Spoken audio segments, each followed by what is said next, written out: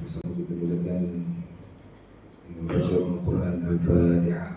A'udzubillahi minasyaitonir rajim. Bismillahirrahmanirrahim. Alhamdulillahirabbil alamin. Arrahmanir rahim. Maliki yaumiddin. Iyyaka na'budu wa iyyaka nasta'in. Ihdinas siratal mustaqim. Siratal ladzina an'amta 'alaihim.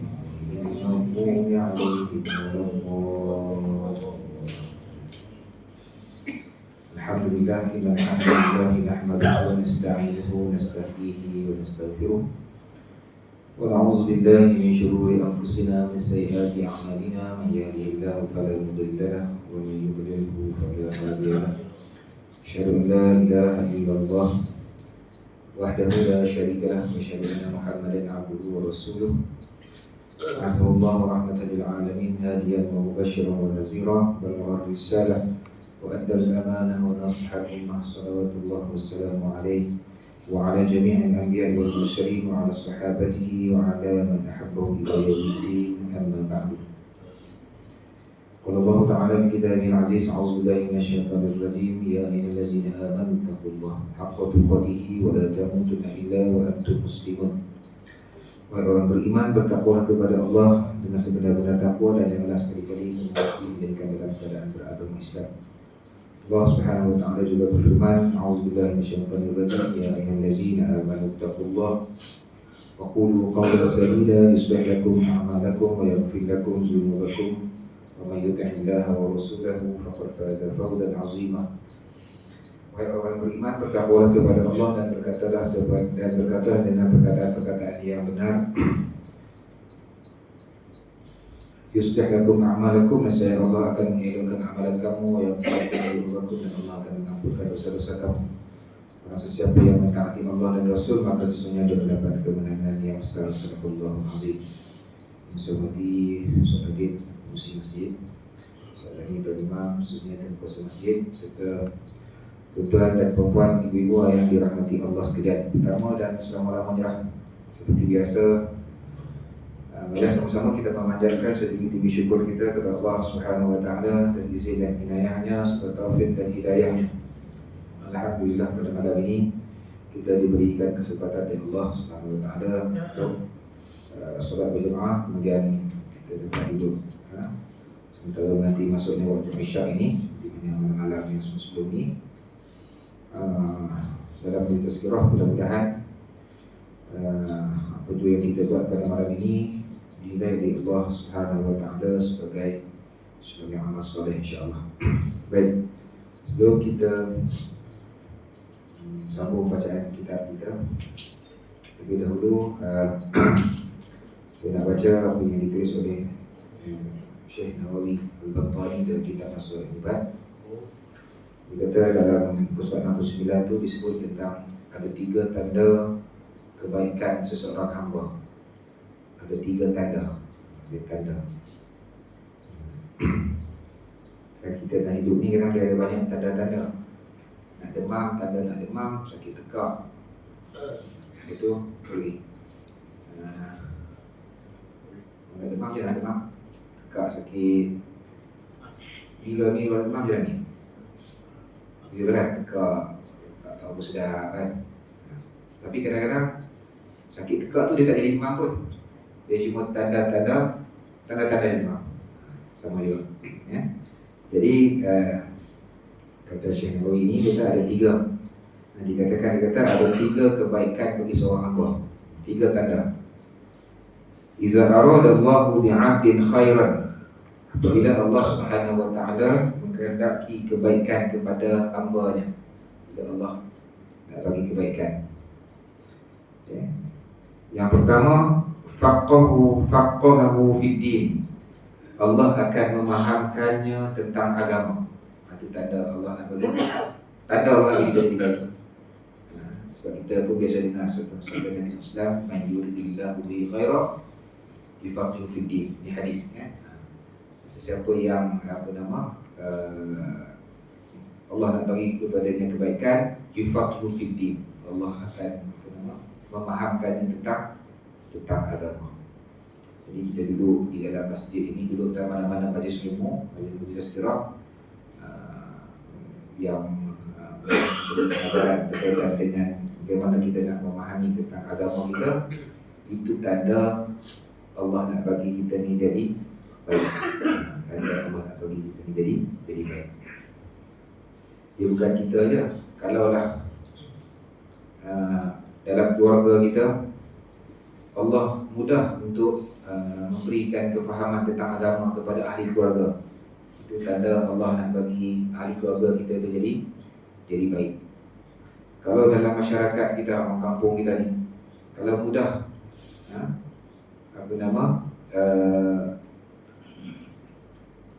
masyarakat kita ni sonok untuk belajar tentang agama, sonok nak mendalami ilmu agama, itu tanda Allah nak bagi kebaikan kepada ahli orang kampung kita, ahli qaryah kita. Itu yang pertama, faqahu fid din. Yang kedua, wazahadahu fid dunya. Allah akan menjadikannya zuhud terhadap kehidupan dunia. Zuhud terhadap kehidupan dunia. Zuhud ni apa kata? Zuhud pakai baju tak basuh, kopiah hingga apa? Kopiah penuh teglalat, pakai baju yang sama je, biar koyak apa? Adakah itu zuhud? Kan? Saya teringat apa nama? Al-Fadhil Datuk Ustaz Syamsuri. Syamsuri apa opinion tu? Syamsuri Ahmad. Dia bagi dia definisikan zuhud ni mudah aja. Zuhud ni dunia tidak memberi bekas kepada hati. Istilah dia itu. Maknanya kita boleh cari dunia, kekayaan, jawatan tinggi sebenarnya, tapi semua tu dia tidak memberi bekas kepada hati. Itu makna zuhud. Apapun jawatan kita ada, tinggi mana pun jawatan kita, apa pangkat yang kita ada, kaya mana pun kita, semua tu dia tidak memberi bekas kepada hati. Tetap tawadhu, tetap merendah diri dan sebagainya. Itu zuhud. Jadi kalau ada tanda ni, kita dengan dunia ni kata apa? Tak bersungguh sangat. Jadi itu tanda Allah nak bagi kita jadi baik. Dan yang ketiga, wa bassarahu bi'uyubin nafsi. Allah akan menjadikannya sedar akan kekurangan diri dia. Allah campakkan dalam diri kita ni, kita rasa kita ni banyak kurang, banyak kelemahan. Tapi dia terjemah, Allah menjadikan sedar akan kekurangan diri dia. Wa bassarahu bi'uyubin nafsi ni maknanya memperlihatkan. Basar tu memperlihatkan dalam diri dia tu uyub. Uyub ni apa? Aib, keaiban, kelemahan-kelemahan, kekurangan-kekurangan yang ada dalam diri kita. Kita rasa ilmu kita ni tak cukup, kan? So dengan rasa ilmu tak cukup tu kita cuba mencari, kita belajar dan sebagainya, kan? Kita rasa kekurangan dalam diri kita. Ini kalau ada tanda ni, insya-Allah ini tanda-tanda kebaikan seorang hamba.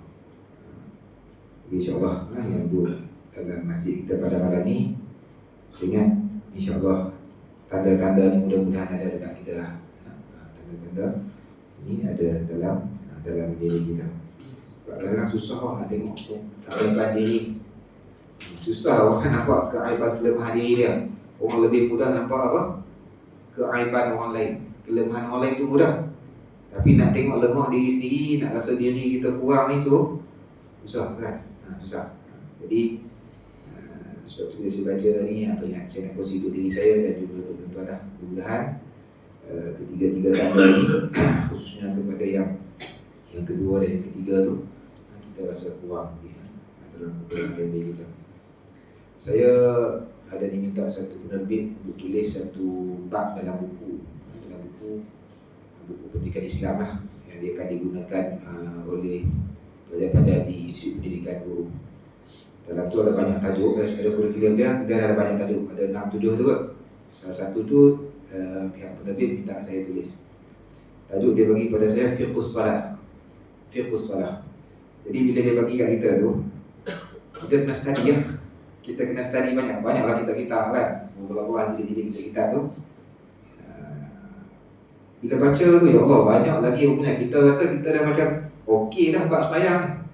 Tapi bila kita baca kitab-kitab yang contoh fiqh manhaji kan, baca kitab-kitab tu, banyak lagi ilmu berkaitan dengan solat. Kita rasa kita dah tahu banyak benda kan, rasa macam ni. Rupanya banyak lagi. Tentang takbir, tentang kiblat, tentang berdiri betul, banyak. Cumanya bila dia minta tulis dalam 20 muka surat je, 14 ke 20 muka surat. Tapi fiqh solat ni kalau nak cover semua fiqh mazhab Syafi'i itu tak cukup 20 muka surat. Jadi kita ambil yang asal-asal. Saya nak ceritanya, bila kita baca tu, bila kita mengkaji tu, rupanya banyak lagi keaiban, kekurangan, kelemahan dalam diri kita. Ya. Jadi mudah-mudahan kita tengok kelemahan-kelemahan diri kita dan kita cuba perbaiki. InsyaAllah itu tanda Allah Subhanahu Wa Taala menjadikan kita ni orang yang baik, InsyaAllah. Baik, itu mukadimah untuk pada malam ini. Baik, tuan-tuan dan puan-puan, ibu-ibu yang dirahmati Allah sekalian, kita akan sama bacaan kita ada Mufrad kita susunan Imam Bukhari pada muka surat 239. Kita dah berada di hujung-hujung lah ni. Sebab habis pada sebab habis. Kalau kita cubalah tengok macam mana. Kita nak masuk kitab baru. Kitab baru dia nombor 2, jilid yang kedua. Ini kan? Saya dah sebut minggu lepas. Kitab ni dia mula dengan hadis yang ke-301. Dia berakhir hadis dalam kitab jilid pertama ni 300. So kita dah baca hampir 300 hadis yang disebut oleh Imam Bukhari. Saya kata hampir 300 tu sebab ada hadis yang kita skip pada bab tentang hamba tu kan. So saya skip beberapa hadis, kita cukuplah. Jadi insyaAllah lepas ni kita akan sambung bacaan kitab ni lah. Harga dia RM22. Seekor setengah ayam, RM22. Daging tempatan setengah kilo untuk sebuah buku. Boleh lah kot, boleh baca tak boleh baca itu nombor 2 kan. Jadi belilah dulu kan. Jadi buku yang akan kita kekal. Makan sekilo daging setengah hari habis. Tapi kalau kita beli kitab, dia akan kekal lama-lama. Selagi mana orang tak bakar, selagi mana anak-anak kita tak buang, anak cucu kita tak buang, selagi itulah kitab ni akan kekal insyaAllah. Dia dekat sini ada 2 di Pustaka Saleh. Tapi tak apa banyak masa ni. Tak apa banyak, saya tengok tu tak apa banyak lah. Tengoklah nanti minggu depan. Nanti kalau saya sempat beli, saya belilah seluruh lah. Kalau buah siapa yang nak ambil lah. Okay, tapi minggu depan minggu satu lagi. Minggu depan nak tuang. minggu depan tak ada. Awal beritahu awal lah. Minggu depan nak kena pergi Negeri 9. Anak temuduga. Jauh sikit kan. Jadi kena bermalam di sana lah lihat tu. InsyaAllah lepas minggu tu apa-apa ni saya bawa kitab dia. RM22 dia. Baik. Bismillahirrahmanirrahim. Hadis yang ke-291 di bawah bab husnul khuluq idza faqihu. Hadis dia. Hadisnya hadis marfu'. Sanadnya sahih. Haddatsana Abu Nu'man qala haddatsana Abu Awana an Ziyad bin Ilaqah an Usamah bin Syarikillah radhiyallahu anhu qala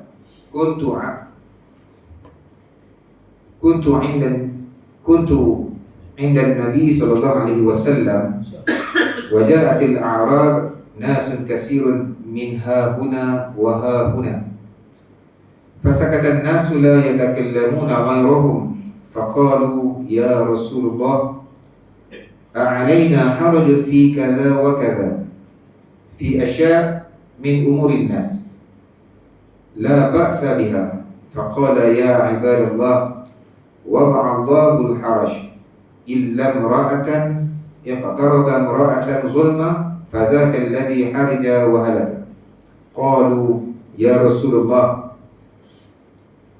ana tadawa? Qala na'am ya ibadallah tadawaw fa inna Allah azza wa jalla lam yada' da'an illa wada'a lahu shifaan ghayra da'in wahid. Qalu wa ma hiya ya Rasulullah? Qala al-haram. Qalu ya Rasulullah ma khairu ma u'tiya al-insan? Qala khuluqun hasan. Kama qala. Daripada Usamah ibn Syarif radhiyallahu anhu, beliau telah berkata, aku pernah berada bersama-sama Rasulullah sallallahu alaihi wasallam. Lalu telah datang sejumlah Arab Badui.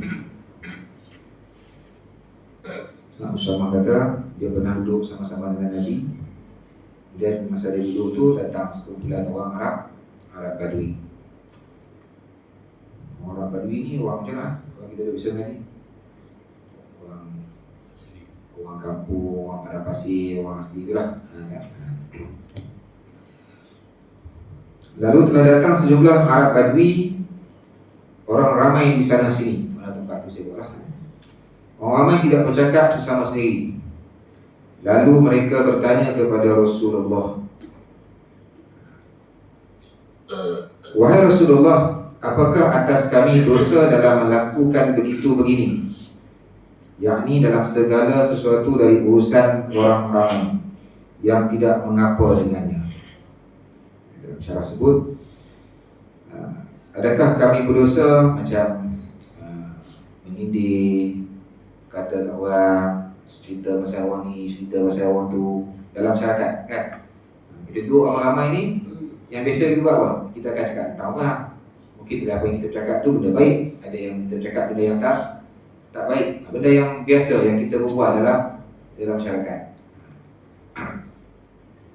Kau tuan duduk sembang kat kedai tu, sembang pasal ustaz ngajar kuliah pun kita tak ilmu tu kan, keluar dari dalil hadis lah. Dah sangat kan. Biasa kita akan sembang biasa kita lah.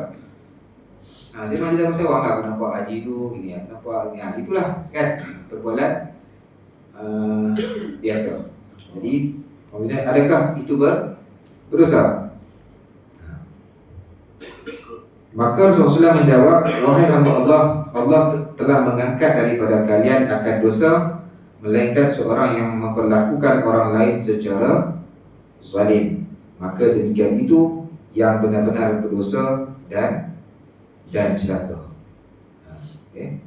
Jadi kalau kita melakukan perbuatan itu memang zalim, benda yang salah. Kalau kita sembang-sembang biasa ni okeylah, tak dosa. Tapi kalau kita sembang, kita cerita aib orang, cari kesalahan orang dan sebagainya, fitnah, mengganggu domba, mengumpat dan sebagainya, itu kita telah melakukan kezaliman kepada orang lain, maka perbuatan tersebut adalah berdosa.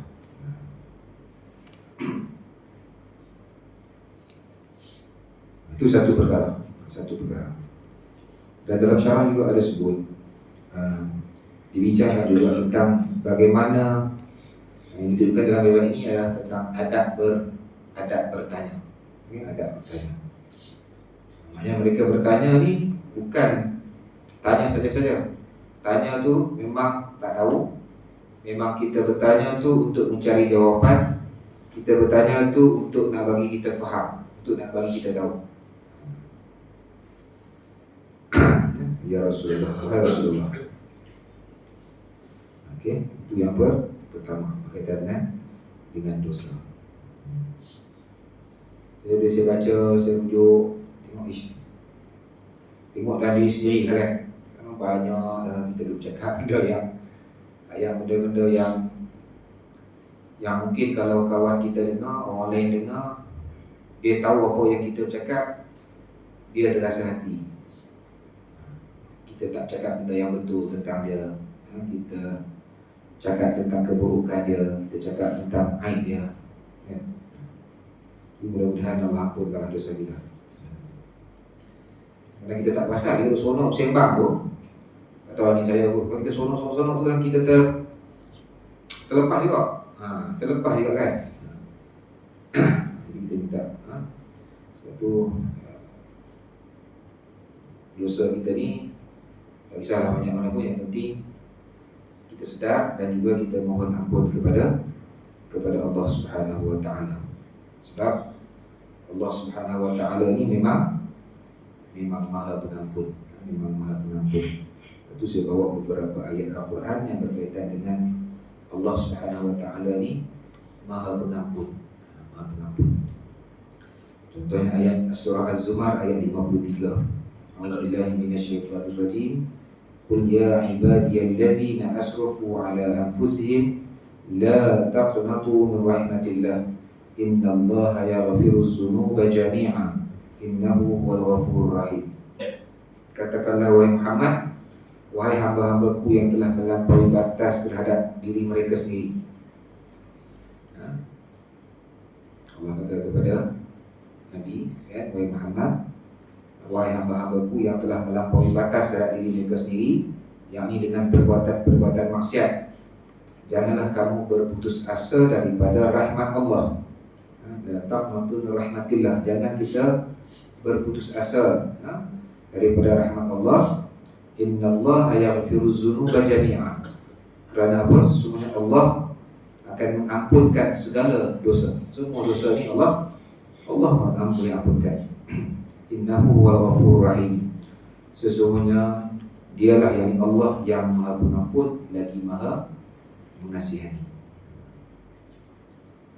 Begitu juga disebut dalam surah Al-Furqan ayat 70.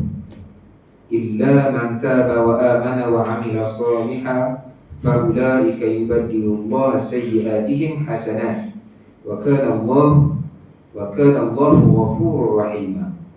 Kecuali orang yang bertaubat dan beriman serta mengerjakan amal yang baik, maka orang-orang itu Allah akan menggantikan, yakni pada tempat kejahatan mereka dengan kebaikan, dan adalah Allah Maha Pengampun lagi Maha Mengasihani. Wa kana Allahu ghafurur rahim. Begitu juga dalam surah Taha ayat 82. Wa inni laghaffarun liman taba wa amana wa amila salihan summa ihtada. Dan sesungguhnya kata Allah, aku yang aman memberi ampun kepada orang-orang yang bertaubat serta beriman dan beramal saleh. Kemudian ia tetap teguh menurut petunjuk yang diberikan kepadanya. Tiga orang nak menunjukkan bahawa Allah itu Maha Pengampun. Ada banyak lagi lah. Yang terakhir ni surah An-Nisa ayat 48. A'udzubillahi minasyaitonir rajim. Innallaha la yaghfiru an yushraka bihi wa yaghfiru ma duna zalika liman yasha. Wa man yusyrik billahi faqad iftara ithman 'azima. Sesungguhnya Allah tidak akan mengampunkan dosa syirik, iaitu dalam mempersekutukannya, yakni dengan sesuatu apapun, dan akan mengampunkan dosa yang lain daripada itu bagi sesiapa yang dikehendakinya. Dan sesiapa yang mempersekutukan Allah, maka sesungguhnya ia telah melakukan kesilapan yang besar. Jadi jelas dalam ayat Al-Quran menceritakan Allah Subhanahu wa taala itu Maha Pengampun. Jadi dalam keadaan kita 24 jam kita hidup dalam masyarakat ni, kita berjumpa dengan ramai orang, kita berjumpa dengan masyarakat, mungkin di sana ada kesilapan-kesilapan yang kita tidak sengaja. Kita telah melakukan kezaliman. Sebab kata Nabi SAW dalam riwayat ini,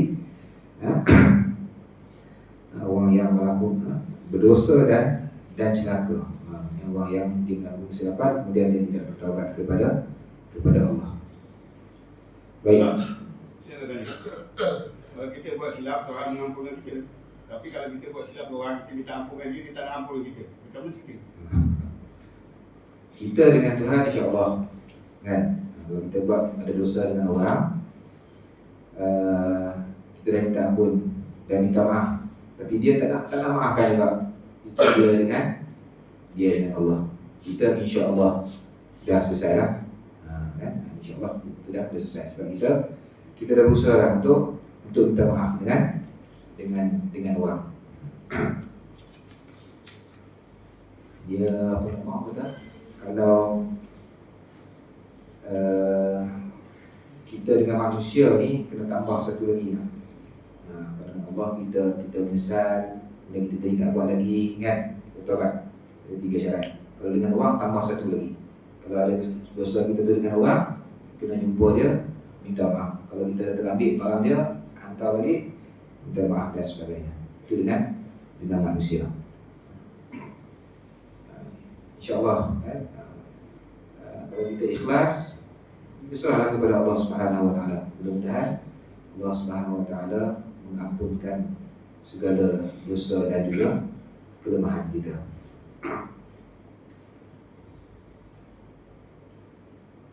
Tubu ila Allah taubatan nasuha. Taubatlah kepada Allah dengan taubat nasuha. Dan untuk tidak melakukan lagi. Tapi kita ni adalah saya lah sebut saya kan. Kita buat silap. Ya Allah, misal aku. Itu dulu lama sikit. Buat balik. Buat balik. Kan, buat balik. Buat balik tu sedang taubat lagi. Kerana itu kelemahan kita. Mungkin iman kita lah. Masih dengan yang kus kan.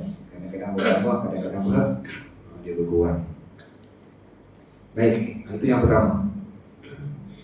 InsyaAllah ni kita ada rasa bersalah, kita minta maaf. Jadi masalah, orang rasa bersalah, susah nak minta maaf. Habis tu macam mana kita nak buat? Kita kesian ke dia ni. Itulah kita ada kawan kan. Dia dah buat salah kita dah maafkan, tapi dia tu tak datang jumpa minta maaf kita. Kita buat macam mana? Maafkanlah dia, ampunkanlah dosa dia. Kan? Kita dah baca yang lepas kan. Orang yang bangun malam kan? Orang yang tidur lepas kan, orang yang tidur dia juga mendapat keampunan daripada Allah kan? Macam mana dapat keampunan? Ada orang yang bangun malam, qiyamul lail, solat tahajud. Dalam solat dia, dalam qiyamul lail dia tu, dalam doa dia tu, dia minta ampun kepada kita. Kepada kita. Ampunkanlah. Baik. Itu yang pertama lewat ni. Yang kedua, mereka bertanya lagi, wahai Rasulullah, apakah kami boleh mengubati? Rasulullah SAW menjawab, ya wahai hamba Allah, berubatlah kalian, kerana sesungguhnya Allah Ta'ala tidak meletakkan penyakit, melainkan dia yang Allah telah meletakkan baginya penawar dan juga penyembuh selain daripada satu penyakit. Kita berhenti cakap dulu. Mereka tanya kepada wahai Rasulullah, apakah kami boleh mengubati? Boleh tak kita pergi bila jumpa doktor, jumpa pergi untuk umur kan? Boleh jumpa bila kita sakit? Boleh tak? Boleh, seperti mana yang Nabi sebut ni. Rasulullah, apakah kami boleh ubat? Rasulullah kata apa? Ya, wahai hamba Allah, berubatlah kalian. Kalau kita sakit, pergilah jumpa kita, pergilah cari penawar. Kenapa? Sebab semua tu ada, setiap penyakit tu Nabi ada penawarnya. Cuma mungkin tak jumpa ya. Tak jumpa.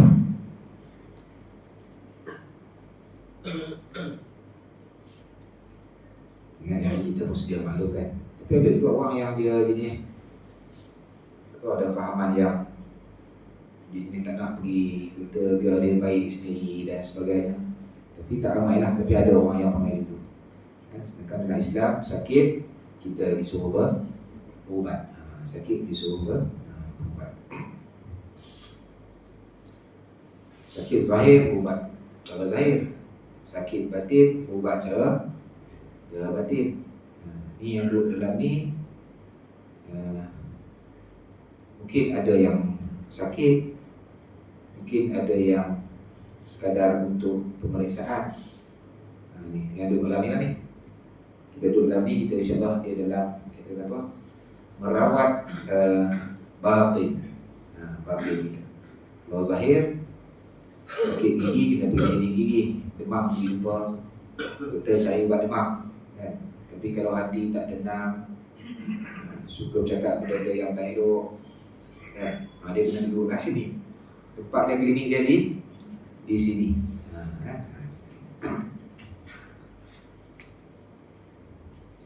Baik. Kemudian mereka bertanya lagi, apakah penyakit itu?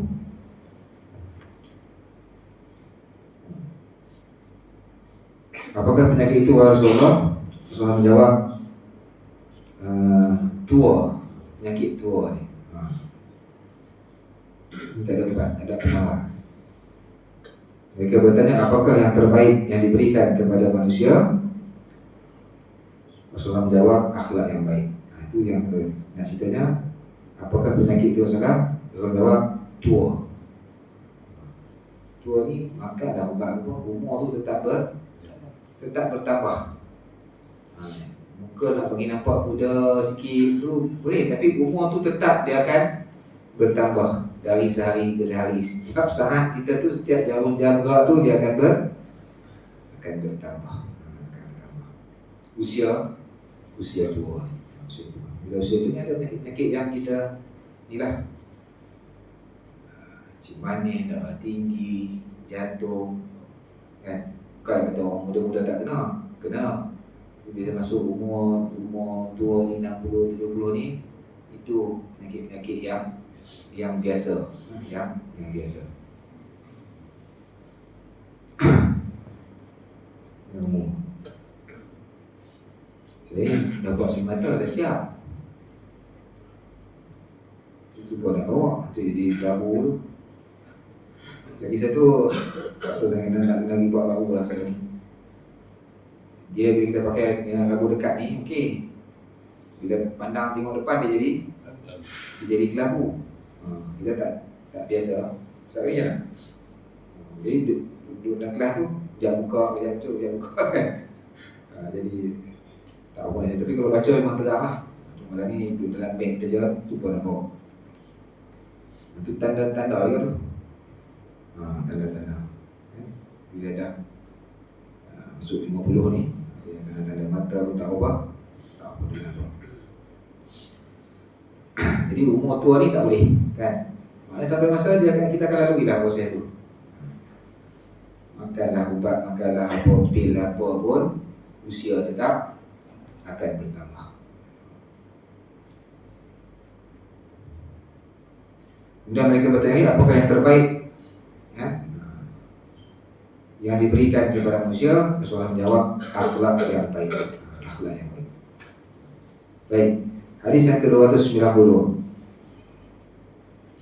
Hadis marfu', hadatsana Musa bin Ismail qala hadatsana Ibrahim bin Sa'd qala akhbarana Ibnu Syihab an Ubaidillah bin Abdullah bin Utbah anna Ibn Abbas radhiyallahu anhu qala kana Rasulullah sallallahu ajwal an-nas bil khair wa kana ajwal ma yakunu fi Ramadan hina yalqahu Jibril alaihi salam wa kana Jibril يلقاه في كل ليلة من رمضان يعرض عليه رسول الله صلى الله عليه وسلم القرآن فإذا لقيه جبريل كان رسول الله صلى الله عليه وسلم أجود بالخير من ريح المرسلة.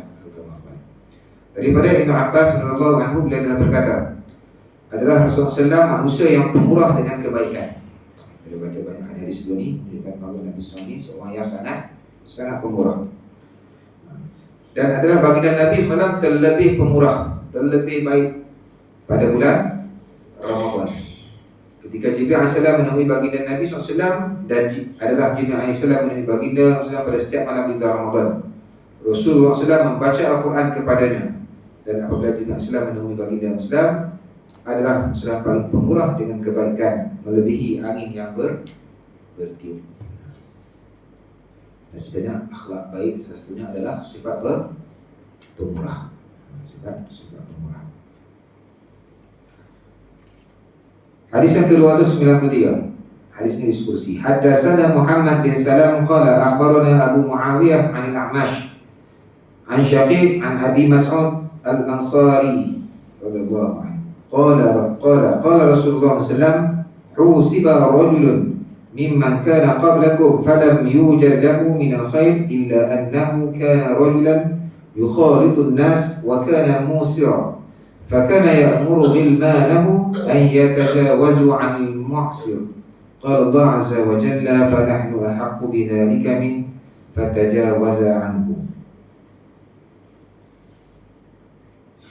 Daripada Abu Mas'ud Al-Ansari radhiyallahu anhu, beliau telah berkata, telah bersabda Rasulullah SAW, ada seorang yang hidup sebelum kalian akan dihisab, tetapi tidak didapati darinya kebaikan, melainkan dia adalah seorang lelaki yang suka bergaul dengan orang ramai dan selalu memberi kemudahan kepada mereka.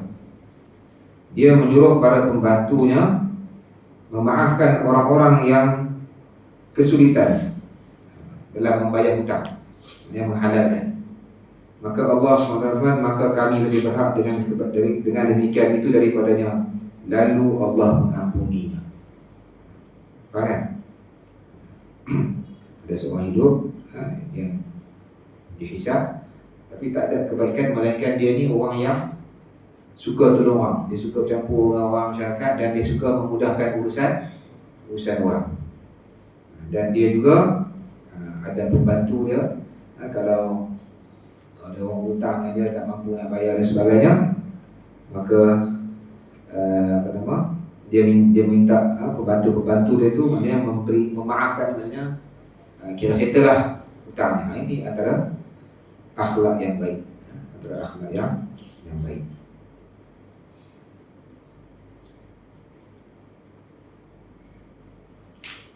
Baik. Hadis yang ke-294.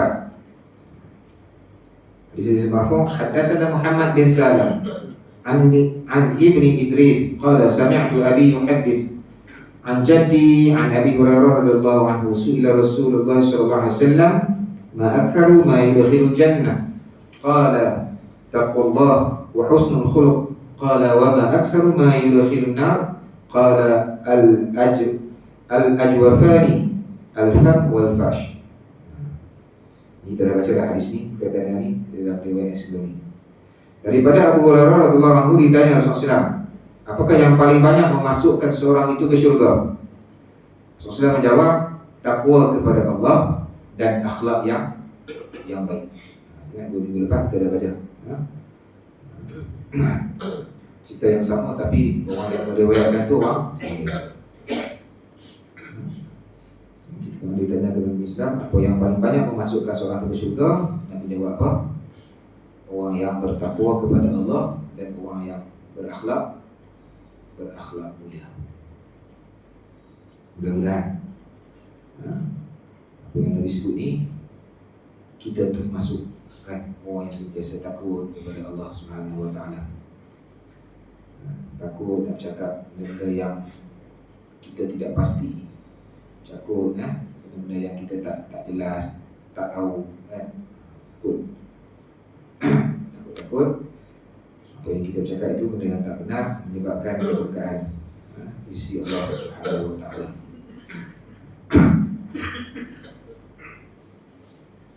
Dan juga berakhlak. Kemudian baginda Nabi SAW bertanya, apa yang paling banyak memasukkan seorang itu ke neraka? Baginda Nabi SAW bersabda, 2 roga, iaitu mulut dan juga kemaluan, al-famu wal fash.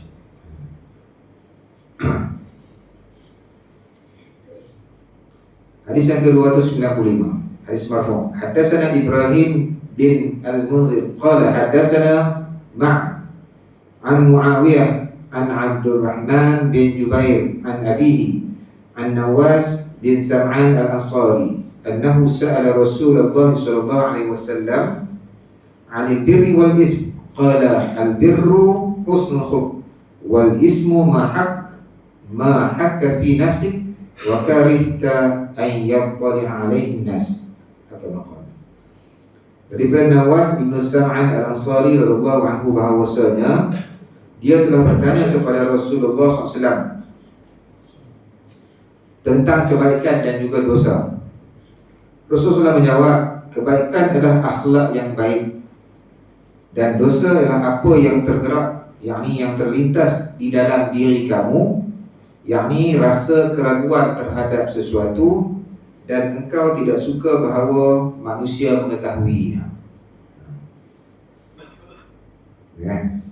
Kebaikan adalah akhlak yang baik. buatlah akhlak kita. Mulut kita jaga, mata kita jaga, tangan kita jaga. Dan dosa adalah apa yang terlintas dalam diri kita dan kita rasa kalau kita buat benda tak nak orang tahu. Ini dosa. Jadi kita kena jaga. Dalam riwayat ini disebut tentang kebaikan atau akhlak mulia. Tapi ada juga disebut tentang dosa sebagai peringatan kepada kita. Kalau dosa baik, kalau buat benda baik, akhlak baik itu baik, maka kalau kita buat benda-benda yang tak baik, itu perlawanan. Dia menjadi satu dosa. Habis bab hadis dengan bab tentang akhlak mulia. Kita masuk bab yang ke-139, bab al-bukh. Bab pada menyatakan tentang kedekut. Hadis yang ke-296. Haddatsana Abdullah bin Abi al-Aswad qala haddatsana Humayd bin al-Aswad 'an al-Hajjaj as-Sawwaf qala haddatsani Abu Zubair qala haddatsana Jabir radhiyallahu anhu qala Rasulullah sallallahu alaihi wasallam man sayyidukum ya bani Salamah qulna Juddu bin Qais ala anna nubakhiluhu qala wa ayyu da'in adwa min al-bukh bal sayyidukum Amru bin al-Jamuh wa kana Amrun ala asnamihim fil jahiliyah wa kana yulimu an Rasulillah sallallahu alaihi wasallam iza tazawwaja. Daripada Jabir radhiyallahu anhu beliau berkata, telah bersabda sallallahu, siapakah penghulu, yakni pemimpin kalian wahai Bani Salamah? Kami menjawab, Jud ibn Qais. Hanya saja kami menyebutnya sebagai si kedekut. Sebut kata Jud yang ni, seorang yang kedekut pimpin. Rasulullah bersabda, penyakit apakah lagi yang lebih parah daripada kedekut? Bahkan sebenarnya penghulu, yakni pemimpin kalian adalah Amru ibn Jamuh, dan adalah Amru dahulu berada di atas daripada berhala mereka pada zaman jahiliyah, dan beliau mengadakan jamuan pernikahan untuk Rasulullah SAW apabila baginda Nabi SAW berkahwin. Ini Rasulullah bernikah. Baik, daripada riwayat ini nak cerita tentang sebagai seorang pemimpin, dia kena jauhi daripada sifat kedekut. Kita jadi pemimpin, jadi ketua, jangan ada sifat kedekut ini. Baik. Hadis yang ke-297. Hadis marfu', haddatsana Muhammad bin Salam qala haddatsana Hushaym عن عبد الملك بن عمير قال حدثنا وراد كاتب المغيرة قال كتب معاوية إلى المغيرة بن شعبة أن اكتب إلي بشيء سمعته من رسول الله صلى الله عليه وسلم فكتب إليه المغيرة إن رسول الله صلى الله عليه وسلم كان ينهى عن قيل وقال وإضاعة المال وكثرة السؤال وعن منع وهات وحقوق الأمهات وعن وأد البنات atau kama qala. Daripada Abdul Malik Ibnu Umair, dia telah berkata, telah menceritakan kepada kami Warraq, ini tukang tulis kepada Al-Mughirah, dia telah berkata, Muawiyah radhiyallahu anhu telah menulis kepada Al-Mughirah Ibnu Syu'bah radhiyallahu anhu, tuliskan kepada aku dengan sesuatu yang engkau telah mendengarnya daripada Rasulullah SAW. Kemudian maka Al-Mughirah radhiyallahu telah menulis kepada Muawiyah, sesungguhnya Rasulullah SAW telah melarang daripada perkataan begini dan juga begitu. Sini dia ada huraian ya, yang dikatakan maksud perkataan begini begitu ni, melarang diri daripada perkataan si fulan mengatakan begini begitu, iaitu membicarakan setiap apa yang ia dengar ia bercerita kepada orang lain.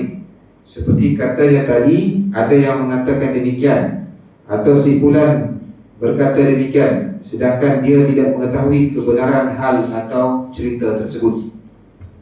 Yang dikatakan maksud yang pertama tu, Nabi larang berkata perkataan begini begitu tu maksudnya apa? Kita bercakap, kita dengar, kemudian kita bercakap benda yang kita tidak pasti kebenarannya, betul tidak? Kita pun dengar ujung-ujungnya, kemudian kita sampaikan kepada orang lain. Ini Nabi larang. Ini banyak ni. Kalau tak berhati-hati, kita mudah terjebak ni, kan? Tengok dapat satu WhatsApp, kita pun tak tahu ujung pangkal, terus cerita, terus buat tuduhan, terus buat sebagainya. Sedangkan benda tak pasti, tak betul ataupun tidak. Itu yang pertama. Yang seterusnya adalah boros. Kan kena dengan tajuk kita ni yang ada di bawah bab ni, Imam Bukhari susun di bawah bab ni. Katakan apa nama? Kedekut ni, boros. Boros pun tidak elok. Banyak bertanya. Makas ratis soal. Banyak bertanya. Bertanya ni bagus, tapi kalau bertanya terlampau banyak dan tidak ada tujuan bertanya itu bukan untuk kebaikan, kan? Maka tidak satu akhlak yang tidak baik juga, kan? Ada orang tanya tu dia dah tahu jawapan, kan? Dia tanya tu mungkin nak menjatuhkan, nak merendahkan dan sebagainya.